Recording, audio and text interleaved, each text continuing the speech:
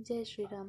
वह जल सत्कर्म रूपी दान के लिए हितकर है और श्री राम जी के भक्तों का तो जीवन ही है।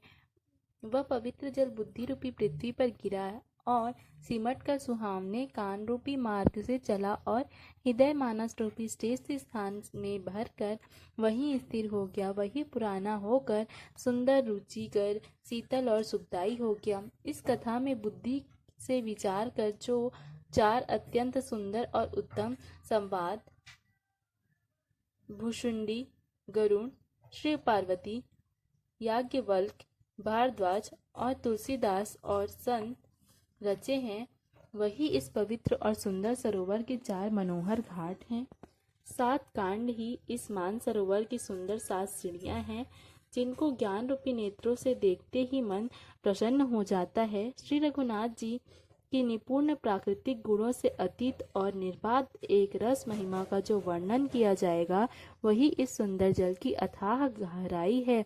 श्री रामचंद्र जी और सीता जी का यश अमृत के समान जल है। इसमें जो उपमाएं दी गई हैं, वही तरंगों का मनोहर विलास है। सुंदर चौपाइयाँ ही इसमें घनी फैली हुई पुरैन अर्थात कमलिनी है और कविताएं की युक्तियां सुंदर मणि अर्थात मोती उत्पन्न करने वाली सुहावनी सीपियां हैं। जो सुंदर छंद, सोठे और दोहे हैं, वही इसमें बहुरंग कमलों के समूह सुशोभित हैं।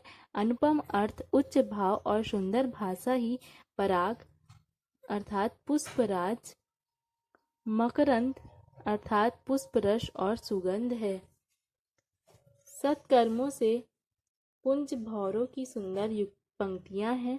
ज्ञान, वैराग्य और विचार हंस है। कविता की ध्वनि, प्राकृतिक गुण और जाति ही अनेक मनोहर मछलियां हैं। अर्थ, धर्म, काम, मोक्ष ये चारों ज्ञान विज्ञान का विचार कर कहना। काव्य के 9 रस, जप, तप, योग और वैराग्य के प्रसंग, ये सब इस सरोवर के सुंदर जलचर जीव हैं।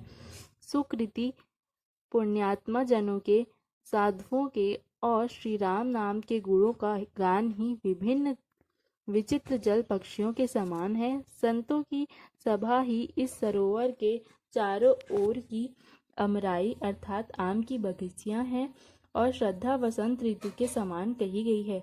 अनेक प्रकार से भक्ति का निरूपण और क्षमा, दया तथा दंभ अर्थात इंद्रिय निग्रह लताओं के मंडप हैं।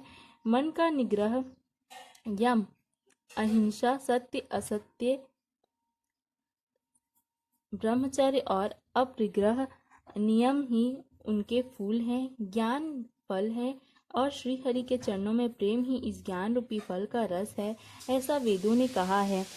इस रामचरितमानस में और भी जो अनेक प्रसंगों की कथाएं हैं, वे ही इसमें तोते, कोयल आदि रंग बिरंगे पक्षी हैं।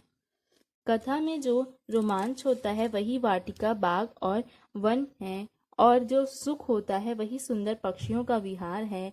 निर्मल मन ही माली है, जो प्रेम रूपी जल से सुंदर आंखों द्वारा उनको सींचता है। जो लोग इस चरित्र को सावधानी से गाते हैं, वे ही इस तालाब के चतुर रखवाले हैं, और जो स्त्री पुरुष सदा आदरपूर्वक इसे सुनते हैं, वे ही सुंदर मानस के अधिकारी उत्तम देवता हैं।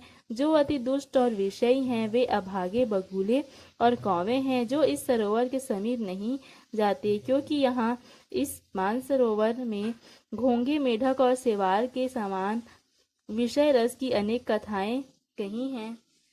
इसी कारण बेचारे कौवे और बगुले रूपी विषयी लोग यहाँ आते हुए हृदय में हार मान जाते हैं, क्योंकि इस सरोवर तक आने में कठिनाइयाँ बहुत है। श्री राम जी की कृपा बिना यहाँ नहीं आया जाता। घोर कुसंग ही भयानक बुरा रास्ता है। उन कुसंगियों के वचन ही बाघ, सिंह और सांप हैं। घर में काम काज और गृहस्थी के भांति भांति के जंजाल ही अत्यंत दुर्गम बड़े बड़े पहाड़ हैं। मोह, मद और सम्मान की बहुत से बीहड़ वन हैं, और अनेक प्रकार की कुतर्क ही भयानक नदियां हैं, जिनके पास श्रद्धा रूपी राह खर्च नहीं है, संतों का साथ नहीं है, और जिनको श्री रघुनाथ जी प्रिय नहीं हैं, उनके लिए यह मानस अत्यंत ही अगम है।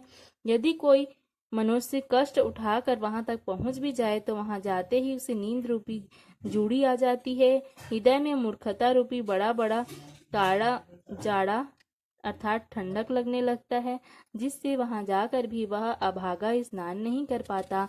उससे उस सरोवर में स्नान और उसका जलपान तो किया नहीं जाता। वह अभिमान सहित लौट आता है। फिर यदि कोई उससे वहां का हाल पूछने आता है तो वह अपने अभाग्य की बात न कहकर सरोवर की निंदा करके उसे समझाता है। ये सारे विघ्न उसको नहीं व्यापते। जिसे श्री रामचंद्र जी सुंदर कृपा की दृष्टि से देखते हैं, वही आदर पूर्वक इस मानसरोवर में स्नान करता है और महान भयानक त्रिताप से नहीं जलता। जिसके मन में श्री रामचंद्र जी के चरणों में अगाध प्रेम है, वे इस सरोवर को कभी नहीं छोड़ते। हे भाई, जो इस सरोवर में स्नान करना चाहे वह मन लगाकर सत्संग करे। ऐसे मानसरोवर को हृदय के नेत्रों से देखकर और उसमें गोता लगाकर कवि की बुद्धि निर्मल हो गई। हृदय में आनंद और उत्साह भर गया और प्रेम तथा आनंद का प्रवाह उमड़ आया। उससे वह सुंदर कविता रूपी नदी बह निकली, जिसमें श्री राम जी का निर्मल यश रूपी जल भरा है। इस कविता रूपिणी नदी का नाम सरयू है, जो संपूर्ण सुंदर मंगलों की जड़ है। लोक मत और वेद मत इसके दो सुंदर किनारे हैं। यह सुंदर मानस सरोवर की कन्या सरयू नदी बड़ी पवित्र है और कलयुग के छोटे बड़े पाप रूपी तिनकों और वृक्षों को जड़ से उखाड़ कर फेंकने वाली है। तीनों प्रकार के श्रोताओं का समाज ही इस नदी के दोनों किनारों पर बसे हुए पूर्वे गांव और नगर हैं, और संतों की सभा ही इस सब सुंदर मंगलों की जड़ अनुपम अयोध्या जी है। सुंदर कीर्ति रूपी सुहावनी सरयू जी राम भक्ति रूपी गंगा जी में जा मिली। छोटे भाई लक्ष्मण सहित श्री राम जी के युद्ध का पवित्र यश रूपी सुहावना महानद सोन उसमें आ मिला। दोनों के बीच में भक्ति रूपी गंगा जी की धारा ज्ञान और वैराग्य के सहित शोभित हो रही है। ऐसी तीनों तापों को डराने वाली यह त्रिमुहानी नदी राम स्वरूप रूपी समुद्र की ओर जा रही है। इस कीर्ति रूपी सरयू का मूल मानस श्री रामचरित मानस है और यह राम भक्ति रूपी गंगा जी में मिली है, इसलिए यह सुनने वाले सज्जनों के मन को पवित्र कर देगी। इसके बीच बीच में जो भिन्न भिन्न प्रकार की विचित्र कथाएं हैं, वे ही मानो नदी तट के आसपास के वन और बाग हैं। श्री पार्वती जी और श्री शिव जी के विवाह के बराती इस नदी में बहुत प्रकार के असंख्य जलचर जीव हैं। श्री रघुनाथ जी के जन्म की आनंद बधाइयां ही इस नदी के भंवर और तरंगों की मनोहरता है। चारों भाइयों के जो बाल चरित हैं, वे ही इसमें खिले हुए रंग बिरंगे बहुत से कमल हैं। महाराज श्री दशरथ जी तथा उनकी रानियां और कुटुंबिनियों के सत्कर्म पुण्य ही भ्रमर और जल पक्षी हैं। श्री सीता जी के स्वयंवर की जो सुंदर कथा है, वही इस नदी की सुहावनी छवि छा रही है। अनेक सुंदर विचारपूर्ण प्रश्न ही इस नदी की नावें और उनके विवेक युक्त उत्तर ही चतुर केवट है।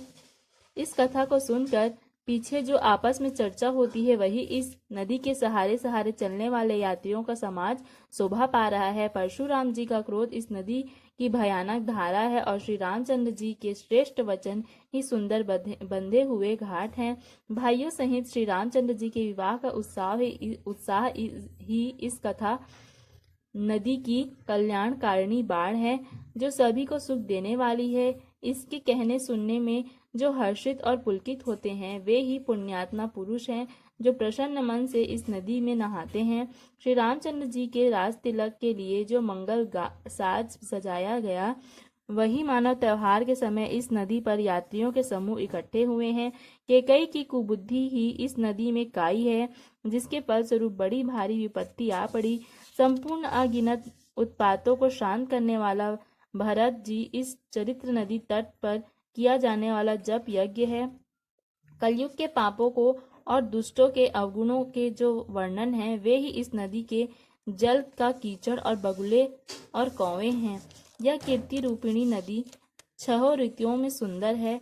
सभी समय यह परम सुहावनी और अत्यंत पवित्र है। इसमें शिव पार्वती का विवाह हेमंत ऋतु है। श्री रामचंद्र जी के जन्म का उत्सव सुखदायी शिशिर ऋतु है। श्री रामचंद्र जी के विवाह समाज का वर्णन ही आनंद मंगलमय ऋतु राज वसंत है। श्री रामचंद्र जी का वन गमन दुस्सह ग्रीष्म ऋतु और मार्ग कथा ही कड़ी धूप और लू है। राक्षसों के साथ घोर युद्ध की वर्षा ऋतु है, जो देवकुल रूपी धान के लिए सुंदर कल्याण करने वाली है। रामचंद्र जी के राज्यकाल का जो सुख है, विनम्रता और बड़ाई है, वही निर्मल सुख देने वाली सुहावनी शरद ऋतु है। सती शिरोमणि श्री सीता जी के गुणों की जो कथा है, वही इस जल का निर्मल और अनुपम गुण है। श्री भरत जी का स्वभाव इस नदी की सुंदर शीतलता है, जो सदा एक जैसी रहती है, जिसका वर्णन नहीं किया जा सकता। चारों भाइयों का परस्पर देखना, बोलना, मिलना, एक दूसरे से प्रेम करना, हंसना और सुंदर भाईपना अर्थात भ्रातृत्व इस जल की मधुरता और सुगंध है। मेरा आर्त भाव, विनय और दीनता इस सुंदर और निर्मल जल का कम हल्कापन नहीं अर्थात अत्यंत हल्कापन है। यह जल बड़ा ही अनोखा है, जो सुनने से ही गुण करता है और आशा रूपी प्यास को और मन के मैल को दूर कर देता है। यह जल श्री रामचंद्र जी के सुंदर प्रेम को पुष्ट करता है, कलयुग के समस्त पापों और उनसे होने वाली ग्लानि को हर लेता है, संसार के श्रम को सोख लेता है, संतोष को भी संतुष्ट करता है और पाप, ताप, दरिद्रता और दोषों को नष्ट कर देता है। यह जल काम, क्रोध, लोभ, मद और मोह का नाश करने वाला है और निर्मल ज्ञान और वैराग्य का बढ़ाने वाला है। इसमें आदर पूर्वक स्नान करने से और इसे पीने से हृदय में रहने वाले सब पाप, ताप मिट जाते हैं। जिन्होंने इस राम श्रेयस रूपी जल से अपने हृदय को नहीं धोया, वे कायर, कली काल के द्वारा ठगे गए। जैसे प्यासा हिरन सूर्य की किरणों के रेत पर पड़ने से उत्पन्न हुए जल के भ्रम को वास्तविक जल समझकर पीने को दौड़ता है और जल ना पाकर दुखी होता है, वैसे ही वे जीव भी विषय वासनाओं के पीछे भटक कर दुखी होंगे। अपनी बुद्धि के अनुसार इस सुंदर जल के गुणों को विचार कर उसमें अपने मन को स्नान कराकर और श्री भवानी शंकर को स्मरण करके सुंदर कथा कहता है। मैं अब श्री रघुनाथ जी के चरण कमलों को हृदय में धारण कर और उनका प्रसाद पाकर दोनों श्रेष्ठ मुनियों के मिलन का सुंदर